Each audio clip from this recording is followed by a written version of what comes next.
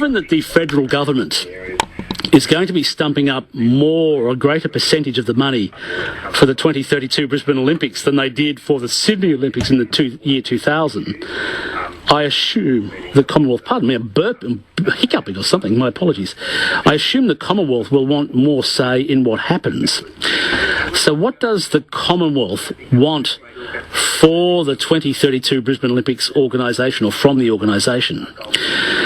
Well, Luke Howarth is the LNP member for Petrie. He's also Assistant Minister for Youth and Jobs, and he joins me in studio. It's been a long time since you've been in the studio, so thanks for coming in once again. Oh, thanks, Steve. It's great to be here, and thanks for having me in today. Well, the federal government always contributes to the Olympics, and did in the Sydney Olympics 2000, but I understand that for the 2032 Olympics, the Commonwealth will be, assisting in a greater capacity than they have in the past. Can you say how much by? Do you know? Well, we are assisting in a greater capacity, and I think it might just be the times we live in with COVID-19 and infrastructure spending, and wanting to make sure that we've got what we need, but we're pretty well doing a 50-50 deal with the state government. Now, I think back in Sydney 21 years ago, the New South Wales government paid most of that, but for the 2032 Olympics, we've said we will fund half on the projects, but we want to make sure that there is good value for money on the venues and on the infrastructure we build. I assume that's the first time that the Commonwealth has ever stumped up half the cash. It is, so I don't know if it sets a precedent or whether it's just for this one-off games. I guess each Prime Minister decides that, but yes, it is the first time it's 50-50. Okay. Given that, it's my assumption that the Commonwealth will want a greater say in how the Brisbane 2032 Olympics is sort of organised, because they've got to set up an organising committee. It's got to have a chief executive, and so they've got to roll out the planning for the next 10, 11, 12 years. So what does the Commonwealth want? Well, absolutely. We will be having a much greater say, for sure. I mean, traditionally with infrastructure, if you look at things like roads, we hand over the cash to the states. We often fund a lot of that too, but they build it, they say when and the time frame. This will very much be a partnership, and as we move from a sales mode, now that the Olympics have been delivered, we move to a delivery mode, and there will be two organising committees.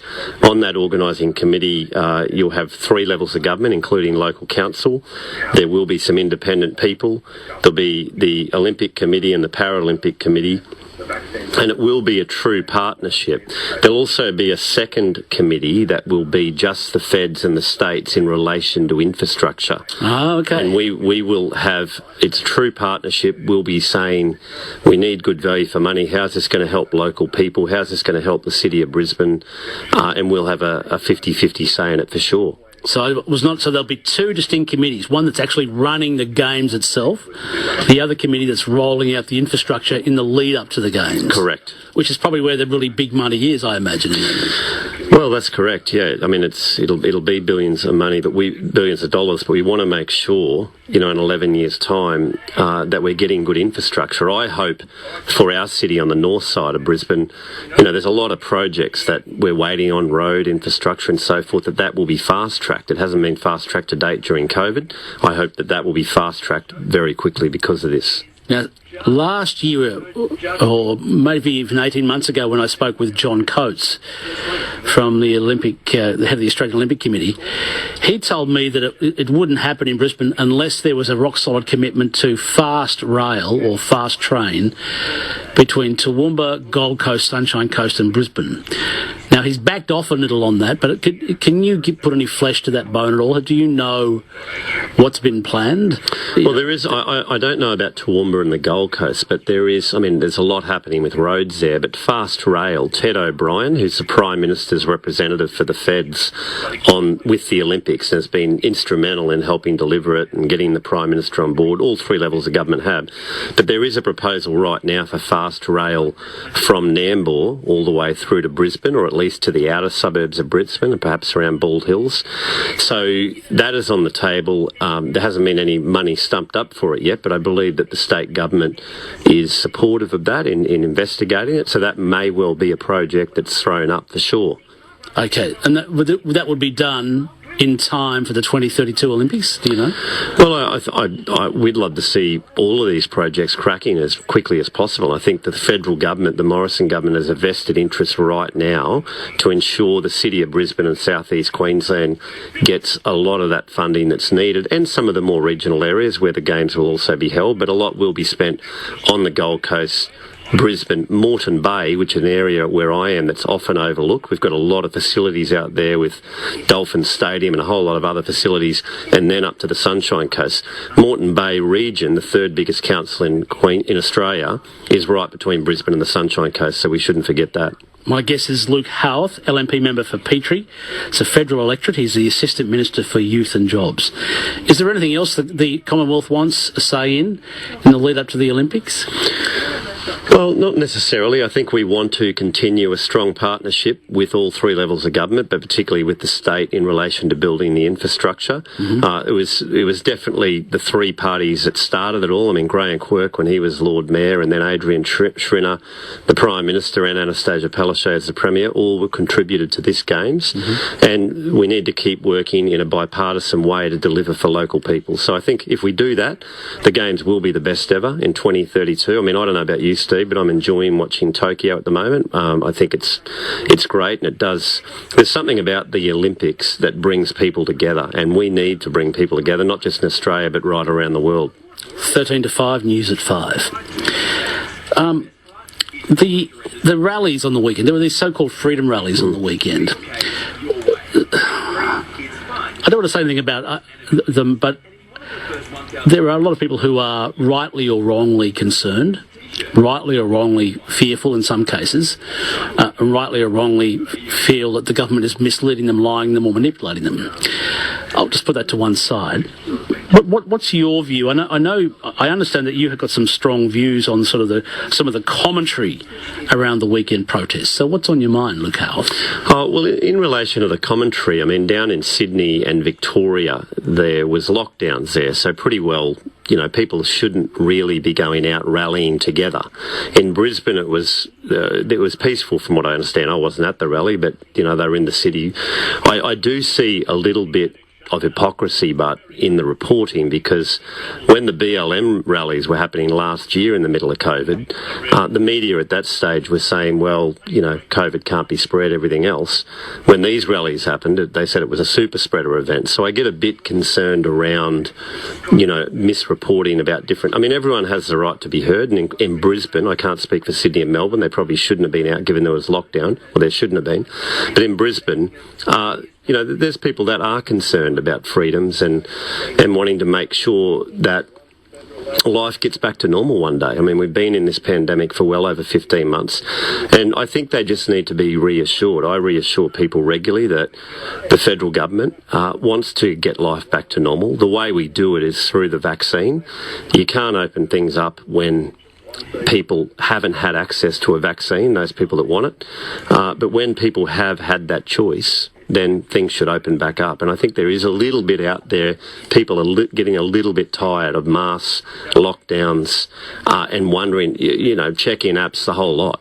That's the reality. I mean, a lady stopped me in front of my office today in Clontarf, right out the front, was walking from my car to the office.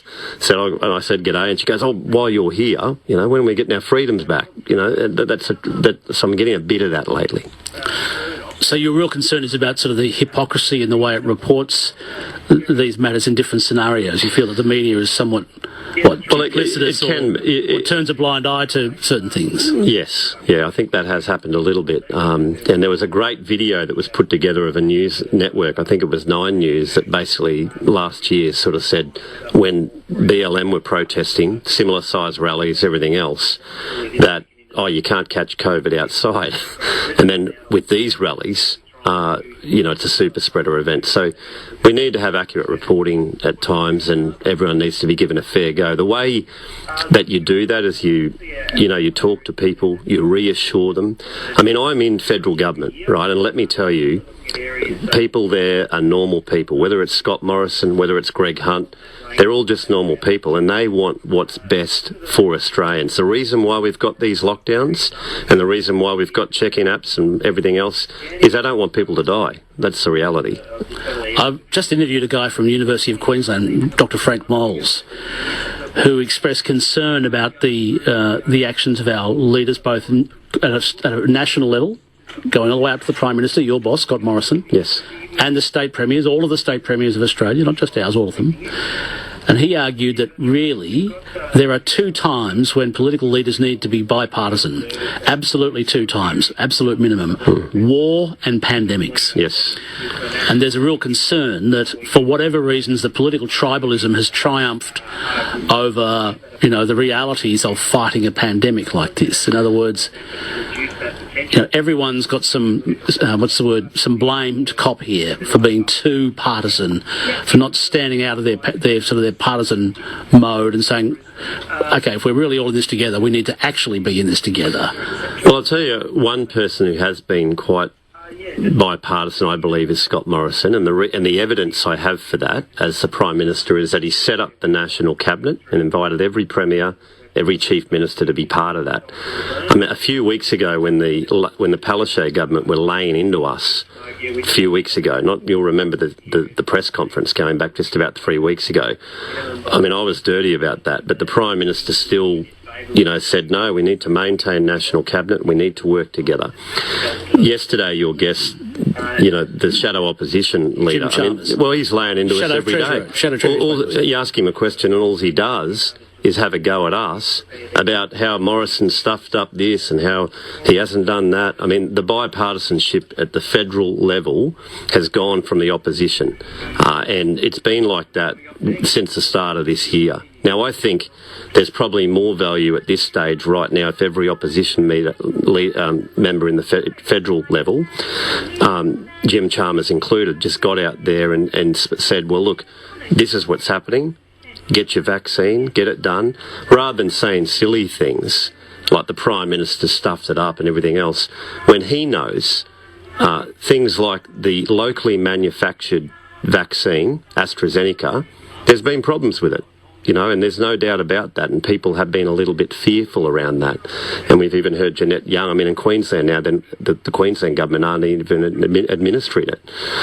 We had the Queensland... the Queensland government are not administering No, they're only doing Pfizer now. They're only doing Pfizer. If you want to get an AstraZeneca vaccine, you've got to go to your local GP or you've got to go to your pharmacy. My understanding is that they're not administering it through Queensland Health Clinics at the moment. They're only doing Pfizer. They're doing a good job there. They're utilising everything they're being given, but they're not doing AstraZeneca. News to me. I'll have to check that one. And we had the Chief Health Officer come out here, Jeanette Young, and just basically say, anyone under 40, don't get it, I don't want you to die. I mean, that was only a few weeks ago. Her infamous press conference, right, okay, I understand the one you mean too. Okay, all right. Well, let me move on. Given this, so you mentioned National Cabinet, do you think it's still working? Because remember, New South Wales asked for help on, was it Friday or the weekend? Friday or Saturday, I forget which now, but they asked for help in the National Cabinet, and the other states in the Federation said no, essentially. What is it? Now, they wanted vaccine doses, basically. Yeah. But what does this reveal about the Australian Federation and so-called Australian mateship? I was shocked. Yeah. Quite frankly. Yes. I thought, really, this is what we've become? It's, no, mate, you're on your own? Well, look, I mean, you go back even further last year when the Premier up here said, Queensland hospitals are only for Queenslanders. But let me say this. The states I don't think she didn't repeat that. I think she might have. Well, I won't lay into the states too much because I think that states have always been competitive. They've always been competitive. And Queensland premiers, New South Wales premiers, South Australian premiers, whoever, they get elected by the people in their state. And so they want what's best for their state. And naturally, the Pfizer vaccine is highly in demand. There's 1 million a week coming in, that's all. And they want their share. And so I understand that. And, even if you look at things like state of origin, how competitive we are on that with Queensland and New South Wales, you're taught that from a young age to be competitive. It's us versus the South. So I don't blame the states for being competitive and wanting to do it. But you'll find in New South Wales at the moment, the Commonwealth has given them an additional 50,000 Pfizer vaccines, and a lot more people down there are taking AstraZeneca at the moment because they're seeing people dying. There's another 2 people that died today, and there's a lot of people just want to get vaccinated, and they're getting AstraZeneca as well. I'll leave it there. Luke Howarth, thanks for coming in. Thanks for having me. Luke Howarth is the federal LNP member for Petrie, a federal electorate on the north side of Brisbane, and Assistant Minister for Youth and Jobs.